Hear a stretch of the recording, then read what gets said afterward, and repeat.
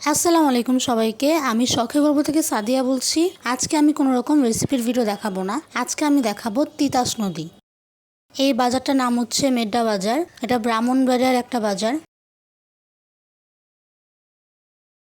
এই বাজার হয়েই তিতাস নদীতে যাওয়া লাগে। এই বাজারে নানা রকমের দোকান রয়েছে, কাপড়ের দোকান থেকে শুরু করে সব রকমের দোকান রয়েছে।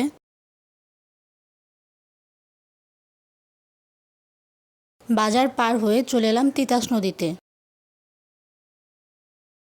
এটাই হচ্ছে সেই তিতাস নদী। এই তিতাস নদীতে ছোট ছোট নৌকাও রয়েছে। এই তিতাস নদীর মাধ্যমে সব রকমের জিনিসপত্র নৌকা দিয়ে আনা নেওয়া করা হয়। এই নদীটি হচ্ছে ৯৮ কিলোমিটার দীর্ঘ। আর এই নদীটি আশুগঞ্জ ব্রাহ্মণবাড়িয়ার কাছে যে মেঘনা নদীটা আছে সেই মেঘনা নদীর সাথে মিলিত হয়েছে। এই নদীটির ওপর বাংলাদেশের প্রথম ওয়াই আকৃতির সেতুও রয়েছে।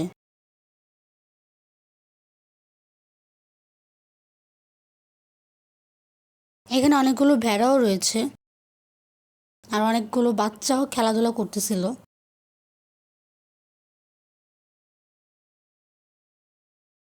এগুলো হচ্ছে ভেড়ার বাচ্চা, ছোট ছোট বাচ্চা।